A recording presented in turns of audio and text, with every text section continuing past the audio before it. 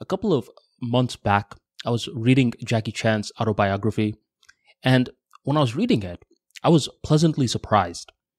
I noticed that Jackie Chan doesn't get as much love as he should, but in today's episode, he's going to get some love because his lessons tie in beautifully with the purpose of this show, which is to teach more about soft skills in a practical sort of way.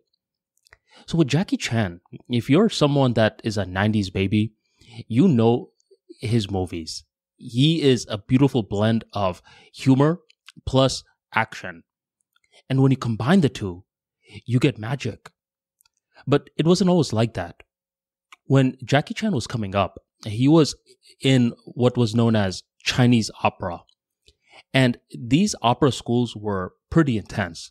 You had to get a master, and this master would be in charge of a bunch of different students who had to learn singing, fighting, having the right posture, and much more. And if you weren't good in terms of executing the master's commands, then what would happen was that you would get hit, okay? And Jackie Chan's parents at a very young age, roughly around the age of 7, put him in this opera school, and that's where he got trained for 10 years. In the initial stages, being an opera student was good because you would get booked for certain plays, you would be the entertainment in circuses and a lot of these side shows.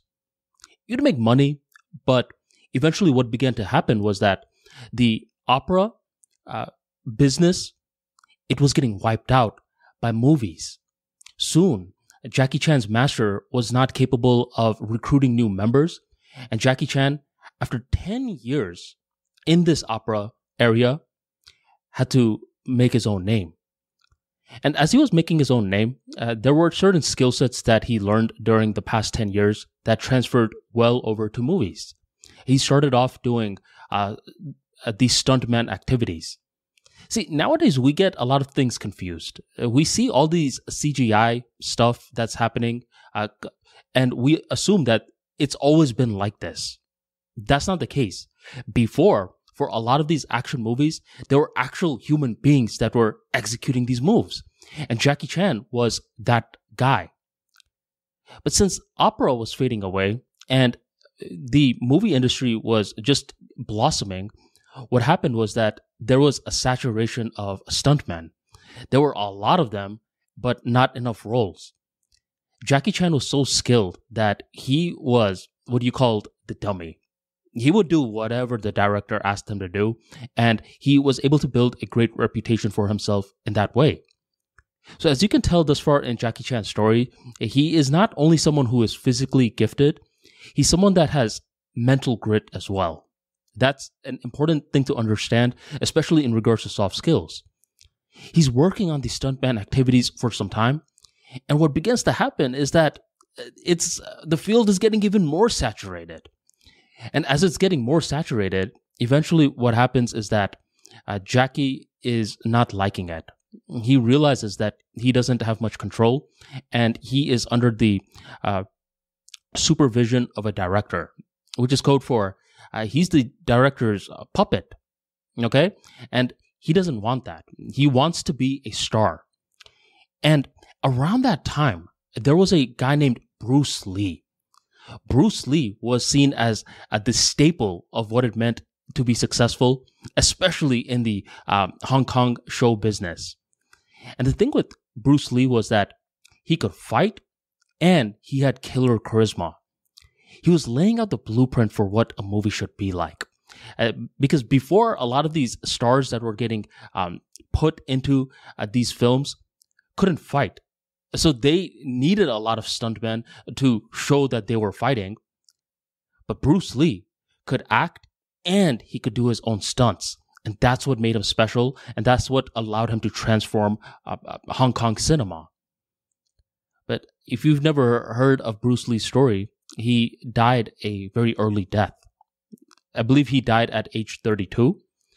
And once he died, it looked as though the Hong Kong movie industry was going to die as well. Eventually, people were like, if Bruce Lee's not in a movie, why the hell are we going to watch it? Find another Bruce Lee. And this is when a bunch of these studios were looking for the next Bruce Lee. They would actually make a lot of these Chinese and Hong Kong actors change their name. They would go from Sung Lo Wai to Bruce Lai. Not Bruce Lee, but Bruce Lai. And then they would be framed as the next coming of Bruce Lee. They were looking for every way to revive this dying industry. And eventually, Jackie Chan was caught in the crossfire. Jackie Chan was going to be directed by Bruce Lee's old director, and plenty of people saw star power in Jackie. They noticed that he could act and he could do his own stunts. Yes, this man is going to be the next Bruce Lee. And for film after film, that's the mold that they were trying to put Jackie Chan in. And Jackie didn't like this. Because with Jackie, he was like, I'm not trying to be the next Bruce Lee. I'm trying to be the first Jackie Chan. And what Jackie started to notice was that we needed new ideas, right? That's what he was trying to tell a lot of his directors, but they weren't vibing with that. They wanted to get what was working in the past. They wanted these kung fu movies to be serious, of this guy that's trying to get revenge on someone that did him wrong. This is going to be a serious movie the entire time. But Jackie, he was a funny guy. Whenever he was with his buddies, he's over here doing these sarcastic pranks. He had full control over his body.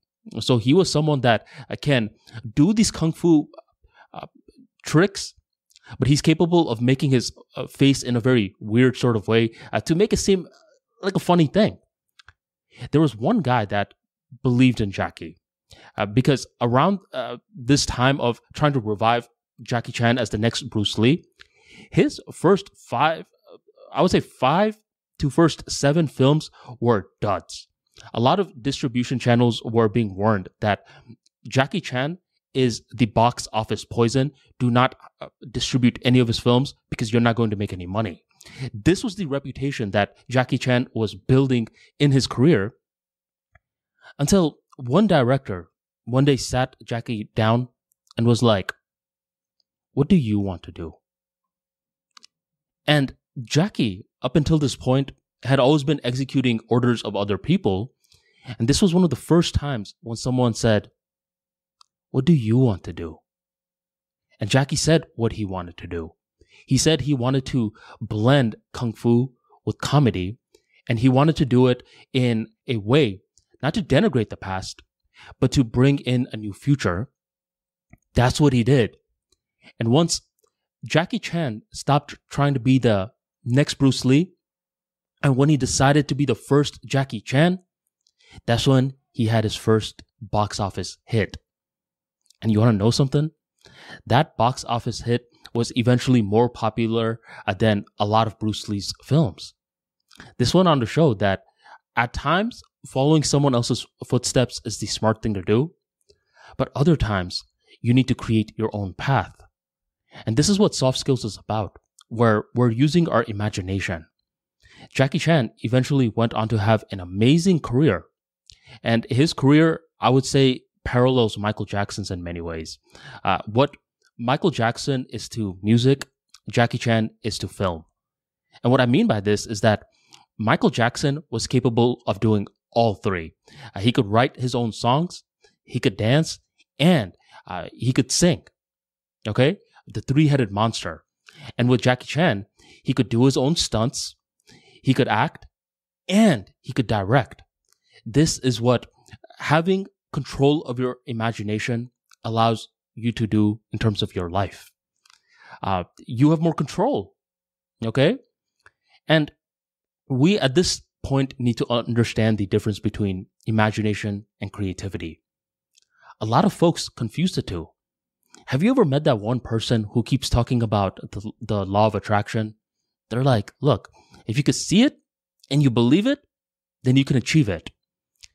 And in 2018, a lot of these law of attraction content was getting a lot of great publicity.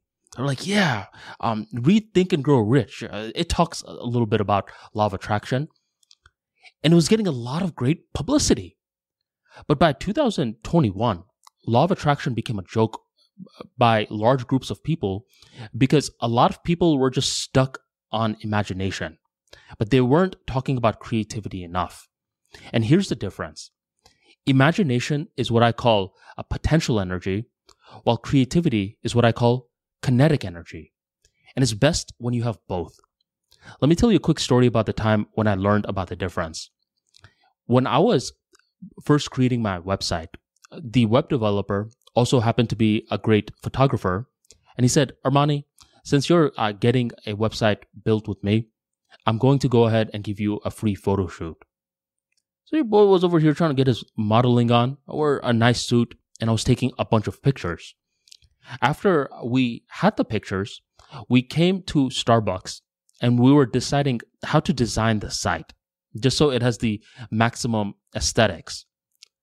And that's when I noticed that this web developer was technically sound in building a website, but he didn't quite understand the aesthetic appeal of how to build a website. He was sitting on my left. And as we're over here bickering about where certain of these images should go, there was a guy to my right. He was a homeless man, a smelly homeless man, but an enlightened homeless man nevertheless.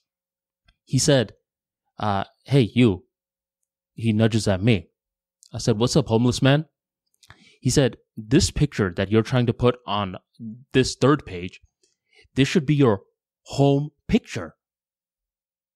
That's when I tell the guy to my left, hey, bring that picture to home. He did it. And once he did it, I looked at it and I thought, whoa, this looks amazing. How have we been missing this the entire time? And I look at the guy, the homeless guy again, and I say, what else can you do? And that's when he says, well, this picture, it should come over here because the lighting and stuff, the color gradients, he's using all of these graphic designing phrases, matches this picture more. And I'm like, how the hell do you know about all of these graphic design stuff?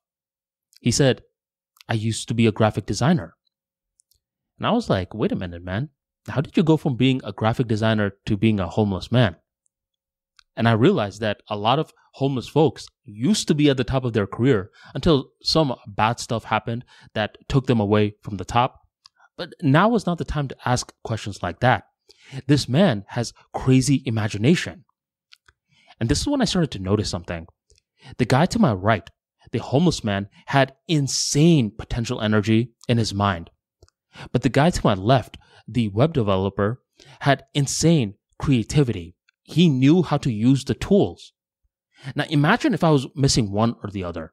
Let's say the homeless man wasn't there and I just had the web developer. The thing is, he knew how to use the tools. He had the kinetic energy, but we didn't have as great direction. Now flip it. Imagine that we just have the homeless man in this scenario, but we don't have the web developer. And this homeless guy is saying, put this picture here, put that picture here, shift these 2 pages. I don't know how to use the tools. He doesn't know how to use the tools. And now we're stuck. Imagination needs that vehicle to be let out. And to allow this vehicle to get out, we need to know how to use the tools. Now, at this point, some people are like, wait a minute. I'm team imagination, and someone else is going to be like, well, I'm team creativity. That's what a lot of people do. They try to compare and compete 2 forces that are complementing with one another. It's best if you have both because it's a wheel. Initially, in the beginning stages, when you have great imagination, it's not that great. The reason why I say it's not that great is because right now, I could picture a lot of great things in my mind. I could say, I picture me flying right now. But let's say I'm actually trying to fly. The law of physics is not on my side. It's like, with all due respect, bud, you can't fly at this moment. And creativity allows us to get that reality check. It's like, look, you can't fly, but what are you going to do about it? The imagination gave me the direction, but the creativity is now going to allow me to get real world data. Once I have that real world data, that's when I'm capable of coming back and fueling my imagination with relevant data points. And once I have relevant data points, that's when I'm capable of refining the creativity even more. It works back and forth. And the reason that a lot of these law of attraction folks were getting roasted, especially around early 2020 to 2021, was because they were stuck on imagination. They were like, yes, if you could see it and you believe it, then you can achieve it. But they weren't talking about creativity enough. The thing with the law of attraction is that you're supposed to build that imagination and then get moving. If you don't get moving, what happens is that you're just sitting and you're picturing yourself flying too much, not operating in reality. When you get lost in law of attraction with just the imagination side, that's when you become a little too whimsical. But once you get your limbs involved, that is when you become realistic. Okay? And I used to be one of those guys. I thought, well, what's the point of all these different phrases and stuff? Why not just work hard? And I believe this is where we need to understand that human beings are not simply logical creatures first. We need some sort of narrative. And if there is no narrative, what begins to happen is that we lose motivation.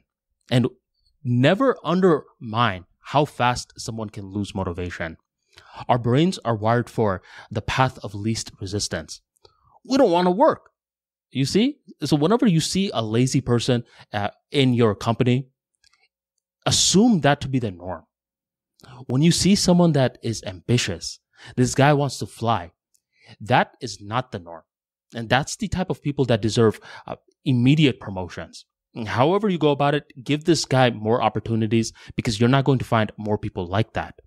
This person who's ambitious, I can guarantee you, he is not just operating within the realm of logic. He has some sort of narrative that has been cultivated within him. And how does someone cultivate any form of narrative? I believe it can happen the easy way or the hard way. I knew this one gentleman who was getting a divorce at my work, okay? And he was getting a very painful divorce as well. So I believe he was 43 years old and he married his high school sweetheart that he knew since age 17. And what happened was 3 weeks before the divorce, and mind you, they have kids and everything at this point, he is going through his wife's messages and he noticed that she's over here messaging this one guy a lot. Apparently this one guy was someone that she wanted to have an affair with, but in the last minute she talked herself out of it and she said, no, I love my husband too much, aka my coworker. And my coworker saw these messages and he was in a pickle because he's thinking, okay, what the hell am I supposed to do right now? I mean, she technically didn't cheat on me, but she wanted to. But she talked herself out of it. But she wanted to. And he was stuck. He told this scenario to a few of us when we were grabbing lunch. And even our table was split down the middle. One group said, divorce her immediately. The other group said, stick with her because she talked herself out of it at the last moment. Everyone has desires, okay? But at least she talked herself out of it. Plus, you guys have kids. I mean, you don't want to break up the family for no reason, right? And this is when I noticed him one day behind me. The divorce has just happened. And the guy is depressed. You can't blame him. And I noticed that he's losing all motivation at work. Whenever the managers are telling him to do something, he's like, I'll get to it. Whenever the managers are reminding him to do that certain task, he's getting angry. He says, hey, I said I'll get to it. Let me get to it when I get to it. All right? So this guy is the polar opposite of the ambitious person. He's not over here putting in a lot of effort in work. But you want to know something? This guy became highly ambitious in regards to his social skills. So he's 43, and how can you be social as a 43-year-old? And this is when he's introducing me to the Meetup app. He's like, hey, Armani, you won't believe it. I heard about this app called Meetup, and hold on, download it real quick. So I downloaded it, and this was an app that showed a bunch of activities that were happening in the local region. And he said, guess who's going wine tasting today? I said, you? Because before he was a homebody, but now he's going wine tasting. And he said, hey, guess what I'm doing tomorrow? I said, what are you doing tomorrow? He says, I'm going dragon boating. I was like, I don't know what the hell that is, but it sounds physical. And look at you, Jorge. You're a little fat. You're going to do that? And he said, yes. And guess what I'm doing the day after tomorrow? And he had all these different activities that he was going to be doing now. He lost a lot of motivation in one field, but he was gaining a lot of motivation in another field. So if I were to ask you, is Jorge an ambitious individual? If you were to ask me, I would say yes, but depending where you're pointing the magnifying glass at. Okay? And how did he build this narrative? Because we said all forms of great people, they need some sort of a narrative. Logic alone is not going to cut it. For a long time, Jorge may have been saying, look, I should go to these wine tastings in order to be more social. I should be doing dragon boating in order to lose some weight. This is the logical thing to do, but he's not doing it. What changed that? Heartbreak. Heartbreak is a great way in order to get some sort of purpose, get some sort of narrative. But a lot of individuals don't view it like that. Instead, what happens is that they go on this downward spiral.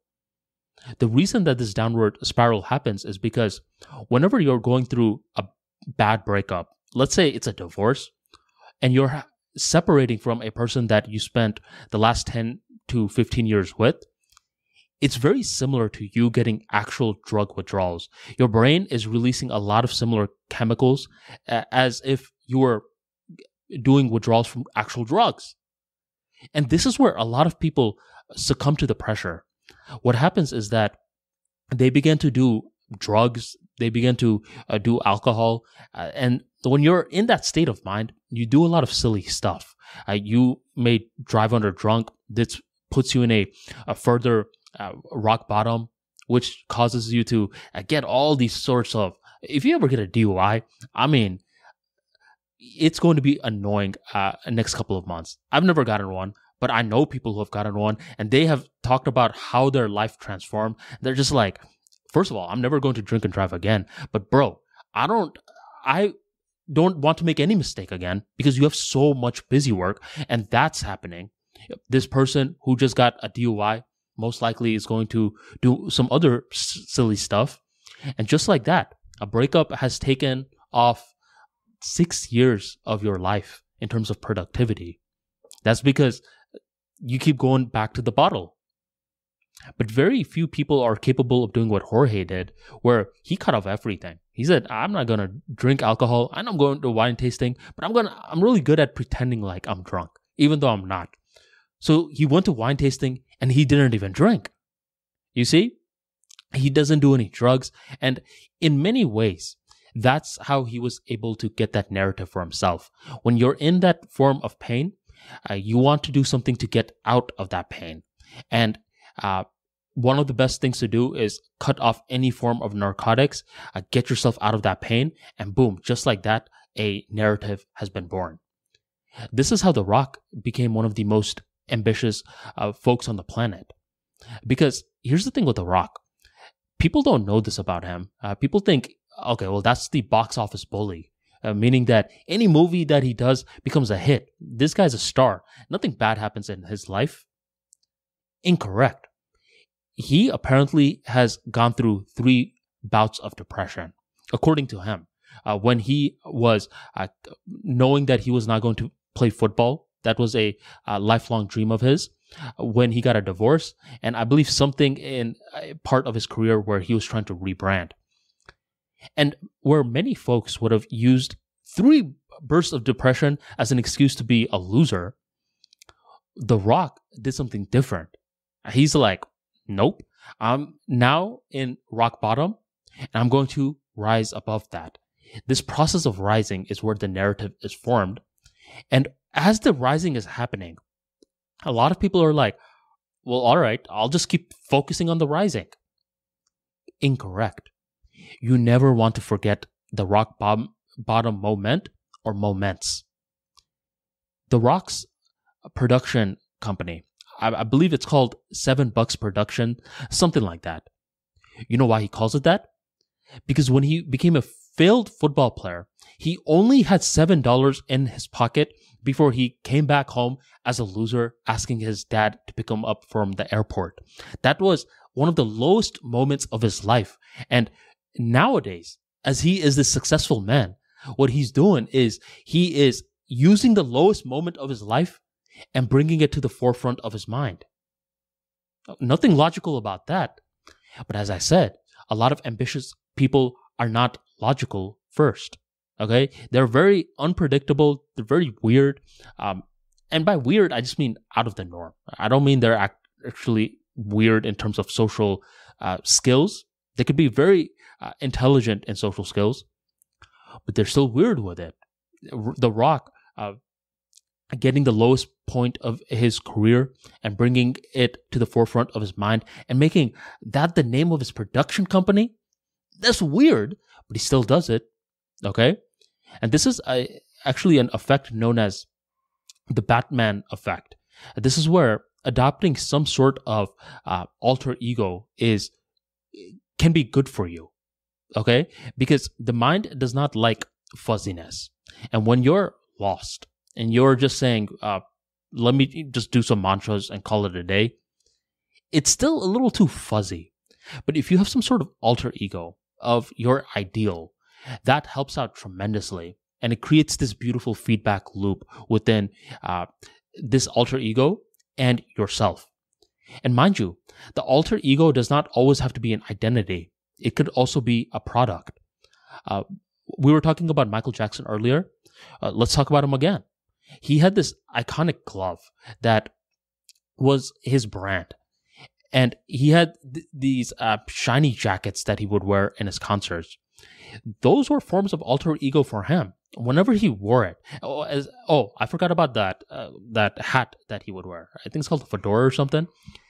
When he would wear that, he was Michael Jackson, not just Michael. Because if you know Michael, this guy is meek. When you're talking to him, he has no form of presence at all. He is just this, hey guys, my name is Michael Jackson. It's like, wait a minute, man. You are the king of pop? But look at that guy. That guy has that flair, that charisma. He has 100,000 people watching him in awe. And you're that guy? He is, because he strategically uses the Batman effect to his advantage. Now, the thing with the Batman effect is that it has the good and it has the bad. The good is that you have this way of getting into the groove at will. Let's say you're going to the gym and you're doing a lot of these workouts. You're doing the logical side of it, but you lack a spirit. Well, the spirit can be your headband. Whenever you wear that headband, it gets you locked in. No offense to others, but I'm antisocial at the gym. I go in, I lift hard, and I get out of there. And when you get out of there and you're ripping off the headband, you remember that this session was a success and you set new PRs for yourself. Then the next time you're about to go to the gym, you see this headband again and it reminds you of the success from the last session.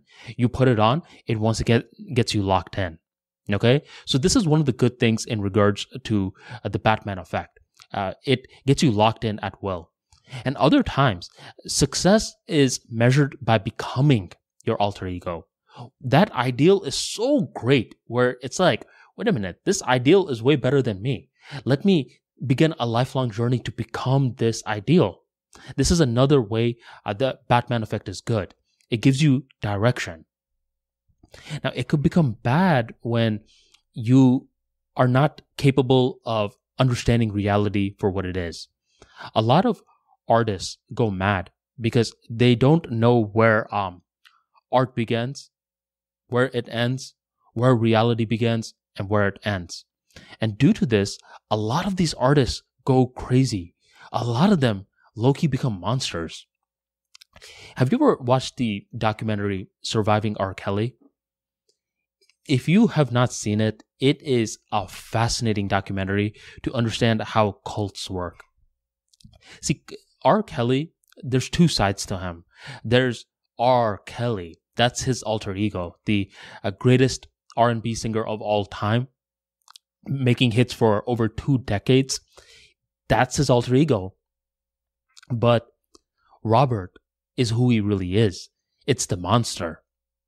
And the thing is, sometimes the alter ego can become so strong that you fall in love with it, and others fall in love with it, where they have no clue that there's a Robert around the corner. I actually met R. Kelly one time outside of the Trump Hotel. And, I was walking, I see this guy, I was like, what the hell? He looks just like R. Kelly. And he was with a girl smoking a cigar. And as I'm just going into the entrance and I'm looking at the guy, I'm thinking, is it R. Kelly or who is this guy, man? He notices me making these subtle glances. He says, yo, what's good? And we talk for roughly 5 minutes or so. I don't want to waste too much of his time. And this is 2015, 2016. So I don't necessarily know about all the stuff that's going on. I haven't watched Surviving R. Kelly at this point. And he's a very nice guy, right? He has this presence, this larger than life personality that you will notice just by meeting him at first glance. A lot of times we meet someone and we're like, well, what do you do? Or he looks kind of like a plumber. He looks kind of like an engineer. He looks kind of like a doctor. You're not saying anything like that with R. Kelly. The second that you meet him, you're like, this guy is an entertainer. I don't know what kind of entertainer, but he's in show business. Okay? And he's a big dude. Not a single bodyguard in sight. A very big guy with a powerful presence. And the thing is, let's say you are a girl that has dreams of becoming a famous singer. You have been consuming R. Kelly content, songs since a child, and you meet someone like this. This person can easily sway a lot of impressionable girls to join his cult. Okay? Because they know about the alter ego. They don't know about the real Robert. And that's one of the things that you'll notice within Surviving R. Kelly. You're going to initially think, wait a minute, man. A lot of these girls that are joining these cults, they must be crazy. They must be coming from broken homes. They were not loved. I mean, the typical bunch that join cults. You will be surprised. Not at all. A lot of them come from loving homes. Both parents are there, and these kids were treated with love from the very beginning. So why? Why are they joining these cults, shaving off their heads and having this dead look in their eyes? It's because they are not capable of distinguishing the alter ego from the real man. And there's another way to look at this. Let's drop the alter ego thing for a second. Let's talk about why people join cults at all. People join cults because they only see someone's YouTube side but not someone's Twitter side. And let me tell you how I discovered this insight. There was this one blog that I wrote on ArmaniTalks.com, which recommended a couple of the best public speaking books that a person should read in their lifetime. And there was this gentleman from Twitter who got that blog and distilled it into an image of the books. So rather than reading the entire 1,000 words, you just see an image. And he tagged me along with a couple of other public speakers. Okay? I'm thinking it's done. Well, what happened the next day when I checked Twitter is that one of the folks that were tagged, that guy was furious because of one of the recommendations I put for the books. It was called The $1 Million Speaker. That was the third book I listed in my entry. And this tagged guy couldn't imagine that someone would even recommend a book called The $1 Million Speaker. So he's over here just tweeting away insults, saying, I would never read a book like that. Shame on the person whoever created this post. It's like, what the hell? This guy's a weirdo. I'm thinking that's the end of it. No. Instead, what begins to happen is that Every 3 months, this weirdo would keep retweeting that post to his large audience. He had over 120,000 followers, and he kept retweeting his responses as well. Just think about how weird that is. He's literally retweeting his responses of him being mad to his audience 3 months after the incident occurred. Every 3 months. This guy is unhinged. I saw this guy on Twitter, and I'm thinking, I never want to see this guy again. Well, a year passes on by, and one day I'm on YouTube, and guess who I see again? I see that same unhinged speaker who got mad at the post. And this time on YouTube, I noticed that he has a large catalog of videos. And I shuddered to think about, oh man, what kind of unhinged stuff are you talking about, homie? I click one of his videos, I watch it, and as I'm watching it, I notice something.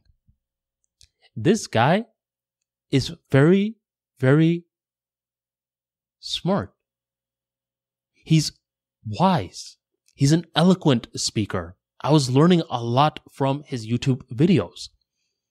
And that's when I had to zoom out. I was like, on YouTube, you are such a smart person. On Twitter, you are so unhinged. Which one is the real you? I couldn't tell. Right? Now, a reason a lot of people fall for cults is because they saw the YouTube side first. They saw this wise individual first. They built an emotional connection with this YouTube side first, and then they completely ignored the Twitter side. Okay? And this is why I say never glorify someone's thinking processes. Because every human is flawed. Every human has a YouTube side, and they have the Twitter side. And people join cults when they act like the Twitter side doesn't exist and only the YouTube side exists. Cults are all around us, by the way. It's not just a sex cult that R. Kelly is starting and that's it. Apple is a cult. Because with Apple, you can go up to an iPhone user and say, look, fam, the Droid is a better operating system, longer battery life, has more apps, blah, blah, blah, blah, blah. That's all they hear. They're looking at you like, I don't give a damn. I will never get a Droid. I am Team Apple. Okay? They see the good side, but they don't necessarily really care about the bad side. You see? And it's like, it's not a problem. Someone being in the Apple cult is really not a problem if we're focusing on society as a whole. Okay? This is where we want to assess whether or not a cult is giving a net positive or a net negative to society. We never just want to evaluate the cult as a standalone entity. It always must be compared in relationship to society. Some people join cults willingly. They know about both sides, but then they say, oh, well, I'm going to join anyways. I did that before. When I was trying to wake up at 5 a.m, there was this one club that a lot of people would join in order to wake up at 5 a.m. I believe it was called 5 a.m. Club. And this page would consistently post motivational posts, insights, other participants that were participating in the 5 a.m. challenge. And I liked this. I said, I am going to be a part of this cult. And every now and then outsiders would come in and say, come on, man, 5 a.m.? Why don't you wake up later in the day? Right? And they're bringing in a lot of negativity. And I see your side, my dude, but I don't care. I am going to join this cult because it is helping me. Now, if we're evaluating the 5 a.m. club in relationship to society, is it providing a net positive or a net negative? I haven't gone into the metrics or anything like that, but just from a surface level, I would say it's a positive because these guys are waking up early. They're getting a head start to their day. A lot of them are going to the gym. A lot of them are doing difficult activities before spending time with their family and such. I would say overall, it is a net positive. Cults are always not bad, and be very wary of folks that quickly say, that's just a cult. A lot of folks say that about things that they disagree with. They don't understand the philosophy of this certain group of people. They haven't taken the time at all to learn about it, but they quickly say, just a cult. These people are in a cult of their own, and they're just not aware of it. There are bad cults. There are neutral cults that don't really give a damn about. And there are cults that can benefit your life in a meaningful sort of way. You must be able to distinguish among all of these. Because here's the thing. Human beings are recruiters. They always want to share what is working for their life and try to get you to do it. You will notice this whenever someone starts a business. I used to have these two roommates that would always argue, and they were so different from one another. One guy was a high risk taker. The other guy was a low risk taker. And the high risk taker was always starting these debates with the low risk taker. One day, the high risk taker, he started his own business. He was going to start selling supplements, and he was liking this process a lot of being an entrepreneur. He's one of those guys that will write a CEO in his bio real quick when he starts a business, and he wasted no time at all. He starts to learn more about this business. And one day he goes to the low risk tolerant roommate, not entrepreneur yet, and says, you got to be an entrepreneur soon. And this guy that barely has any tolerance for risk cannot handle something like this. But this guy is just constantly being bombarded with facts, by the way, on why he should be turning into an entrepreneur soon by this high risk tolerant guy. This is a classic case of one person trying to recruit another person to their line of thinking. They haven't even taken the time to understand who this person is. And if someone does not ask you, where are you right now? And where do you want to go? And they just tell you where to go, they are not giving you advice. They are recruiting. And this happens so many times where smart people will come up to you at certain times and say, you're doing this wrong, this wrong, this wrong. This is what you need to be doing instead. And they'll say, don't worry about it, bud. I normally charge for advice like this, but I'm not going to charge you. You're like, I don't give a damn. And you don't pay attention. And once you don't listen to their advice, they notice, because they have a lot of pride in regards to the advice that they normally give that other people pay for. And now they start to subtweet you. They say, never try to help someone who won't even help themselves. If they don't apply your advice when you gave it to them for free, that means they're not interested in improving their lives. And they're just talking a bunch of reckless stuff. I always have situations like that happen to me, where it's difficult to build friends as an entrepreneur. You want to build friends with different individuals, but it doesn't always happen.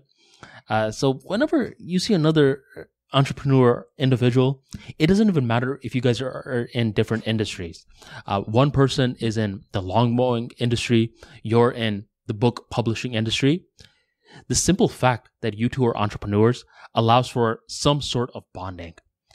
And when these entrepreneurs become friends, it's one of these long lost friendships. It's like, where were you my entire life, buddy? And what routinely happens is that one entrepreneur friend eventually begins to try to sell the other entrepreneur friend. This happens a lot to me. I don't know if it happens to others, but routinely, I'll get this guy that I'll consider a friend trying to sell me on a service. I'll say no the first time in a polite sort of way. And this guy is like, okay, well, in his mind, no means a yes. And he's trying to sell me again. And I say, come on, bro. No. I'm trying to not be non-confrontational, but they're trying to amp up their sales tactics. And eventually it comes to a point where I have to lay down the hammer. I say, no, I don't need the service. But here's the thing, my dude. I'll give you some people who do need the service. But this guy's pride got hurt because he set his eye on me for some reason. And when I said no to him, it does something to the friendship. Not that it was really a friendship like that. I don't call too many people my friends. I call very few people my friends and a lot of people acquaintances. But as of late, one thing I've learned is to create a middle ground. It's what I call acquainten-ships. Acquainten-ships is a dynamic between an acquaintance and a friend. For example, I run a podcast with someone else. We're co-hosts with one another. And thus far, we have talked a lot. A lot of these episodes go up to 2 to 5 hours at times, and we have over 40 episodes. So we have talked more than a lot of friends talk. So in this regard, we are friends when we are recording these episodes. But once these episodes are done, we are not saying, hey, bud, I'll talk to you later today. We don't talk at all until the next episode. This is where we're acquaintances. Well, first of all, let me tell you the difference between a friend and an acquaintance. A friend is someone that you go through the ups and the downs with, and acquaintance is someone that you just go through the ups with. An example of an acquaintance is your barber. You don't want to go through the ups and the downs with your barber. You just want the guy to give you a great haircut. Ups, that is all. It is a transactional relationship. You scratch my back, I'll scratch yours type of relationship. And there is nothing wrong with having acquaintances. Whenever someone calls me their acquaintance, I say, yes. That means I don't have to put in much effort. I could just hit you up once in a while. You could just hit me up once in a while. And boom, we have a synergistic relationship. Okay, so that's the difference. A friend is someone you go through the ups and the downs with. And with this podcast host, we're going through the ups and the downs in terms of the conversation. We talk about our good moments, the bad moments, in order to make for an entertaining episode. But once we're done with these episodes, we have hard boundaries. Hey, I don't ask about your personal life. You don't ask about mine. And I will see you in another 2 weeks. Thus far, we haven't had any form of conflicts yet.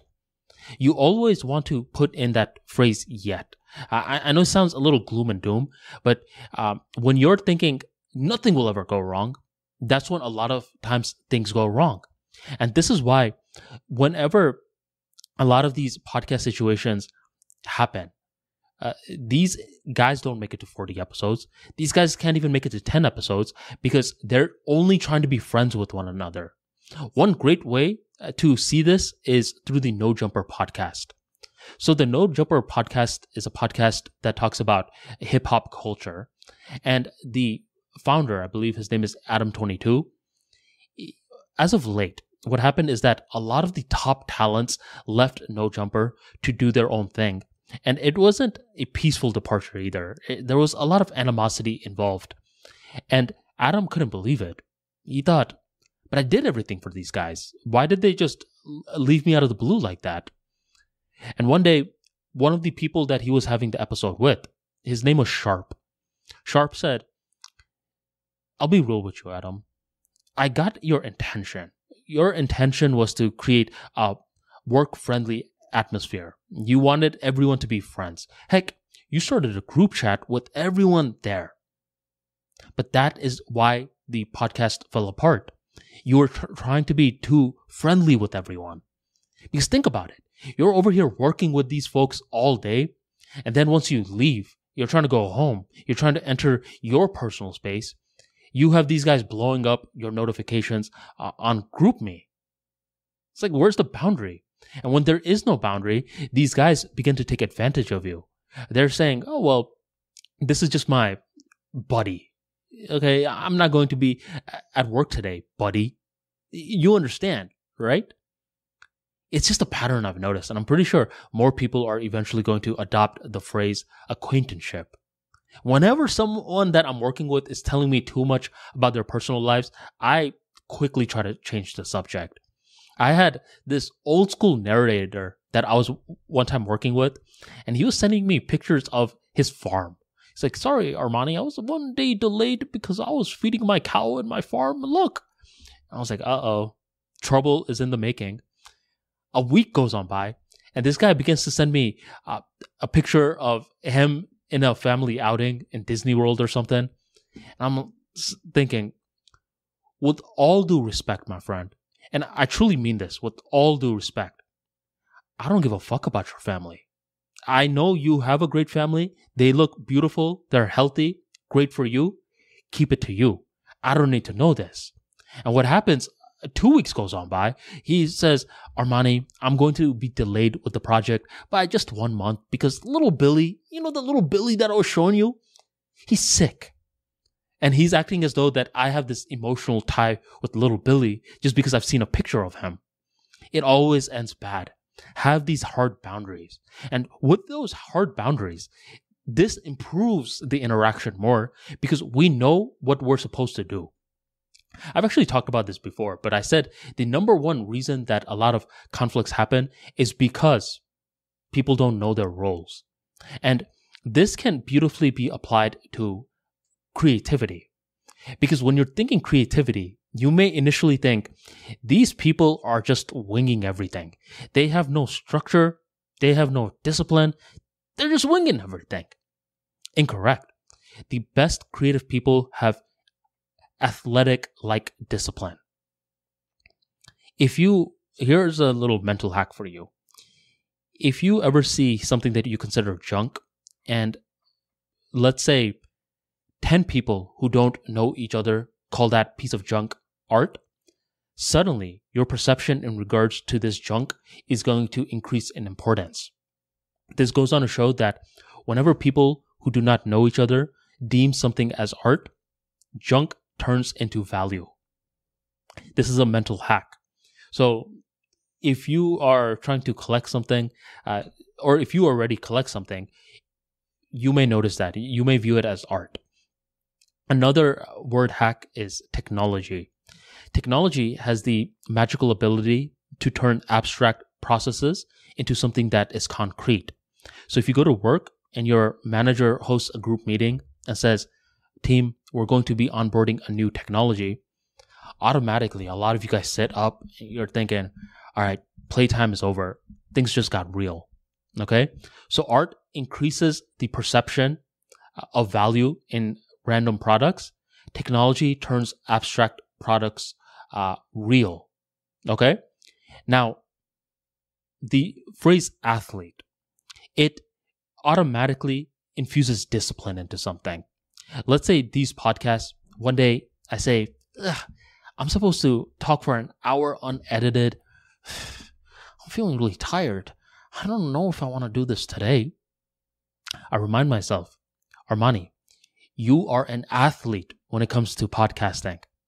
Suddenly, my nervous system feels a different type of way, and it infuses discipline to this act. It takes my emotions, everything out of it, and boom, I'm disciplined. See, I love discipline, man. Something about it. I love to play around with the word. I love to be disciplined in regards to the act. And this is something that I find highly appealing because coding is when you are programming a computer. Discipline is when you are programming yourself. And you will notice something. Great creative people treat their art like a job. There was one time that Eminem and Akon were making a song together. And Akon, at that stage of his career, was someone that was more go with the flow. Whenever he's feeling that creative spirit, that's when he'll come to the studio and he'll quickly lay down the track. He was working with a legend like Eminem. So whatever Eminem's going to be doing, Akon is going to want to do as well. Well, one day, Akon shows up at 6 p.m. to the studio because a lot of artists record at night. And he asks the producer, where's Eminem? And the producer says, Eminem just left. He's been here from 9 to 5. Akon thinks, 9 to 5? Whatever, I'll talk to Eminem tomorrow. So the next day, Akon arrives at 9 and he sees Eminem there. And Akon asks Eminem, what are you doing? You are one of the greatest rappers of all time. Why are you showing up so early? And Eminem said, I treat this hip-hop thing like a 9 to 5 job. And when I heard that, it changed my perception. Nowadays, with ArmaniTalks, I try to treat it like a 9 to 5 job myself. I always consistently try to do the reading, the recording, the consulting and stuff in a 9 to 5 time frame. Because if you're a worker right now, you work in a certain corporation, you may be thinking, this is not it, bro. This was not the assignment. I hate this.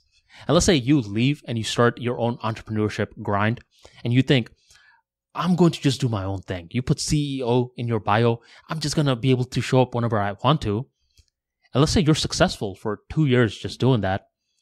Eventually, if you are going from year 2 to year 5, you will notice yourself just organically adopting a 9 to 5 strategy.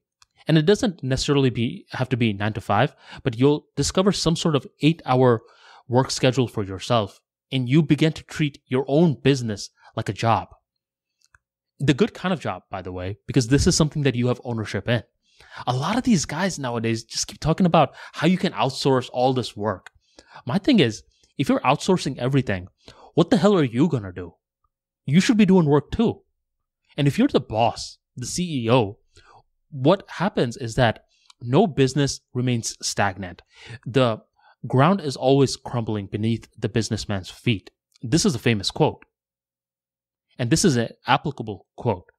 So if you're over here just outsourcing everything and you're just sitting on your ass in a beach somewhere, one day the business dynamics is going to be so different where it just destroys your business overnight. And you're thinking, well, what the hell happened?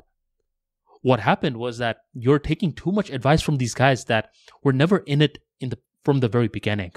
A lot of these guys are just building their business to sell it off to someone, but their business is not something that they want to own forever. The advice is night and day, and you're letting these guys brainwash you. I think it's much more strategic for the CEO to treat their business like a 9 to 5 job at the bare minimum, by the way. A lot of these CEOs work way more than 8 hours per day, but the bare minimum adds that structure. And us as human beings, when we have that structure, we know that there's no funny business or anything involved. This is my routine. That routine eventually becomes a ritual. And once it becomes a ritual, it's something that you want to do. Earlier, we were talking about the importance of having narratives. And one of the best ways to have a narrative is to just keep repeating the routine until it becomes a ritual. It doesn't matter what day it is. When I wake up, I am going to go for a walk. Sometimes, obviously, I'm lifting and such, but the walking thing is a constant. We have 3 minutes left, so let me just talk a little bit about walking. Why do a lot of the smart folks throughout history walk? Think about that. They walk because it is unique. Ernest Hemingway, Nikola Tesla, Jordan Peterson, they walk a lot. Okay? And I've had different theories in regards to this. One theory is the materialist explanation. The other theory is more so an information, metaphysical-based explanation. The materialist one is that when you are walking, you are not doing a high-intensity activity, but there's some sort of activity involved. And this beautifully gets you out of your conscious mind into your subconscious mind. And the subconscious mind is your database. You have most of your stored memories in there. And at that stage of things being not too difficult, but not too easy, you're in that nice, relaxed state. You're able to engage flow and pull up a lot of these thoughts to your conscious mind. And boom, you have a lot of ideas. A lot of bloggers work like this. They go for a walk, they get ideas, they write the ideas, publish. Materialist explanation. But the metaphysical one, which is very unique to me, is humans are sort of like radios. All the information is out. And when you're walking, you're turning your body into an antenna and you are picking up the field of information and you're tuning it to the right frequencies. And something about this definition just gets my skin feeling right. Even if you don't agree with it or whatever, it just gets my skin feeling right. And just the electrical engineering in me, it's like, oh man, when I was creating a radio, all we had to do was we had to build the radio. We had to make sure that it was working correctly. Then we had to tune it. And as we tune it, we realized that the information is already out there, but we just got to tune it to the right frequency. And I like that definition more. However you do it, try to get some walking into your life because this will allow you to be way more creative.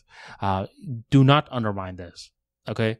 You don't need to write drunk and edit sober. You really don't need to do all of that. All you need to do is you need to instill some sort of walking practice. And even if you don't want to do that, this is my ritual. It doesn't have to be in yours.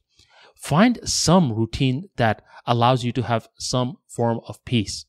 The reason that a lot of these creative folks go crazy is because they don't have anything. They're just winging it completely. And if you do not systematize inspiration, you will go crazy. So find a routine that works for you. Keep repeating it. The more that you repeat a routine, the more that you assign importance to it. And the more that you assign importance to it, a narrative comes alive. A narrative plus a routine equals a ritual. And I hope that you find a ritual that allows you to be consistent long term. Thank you very much for joining me, and I'll catch you on the next episode.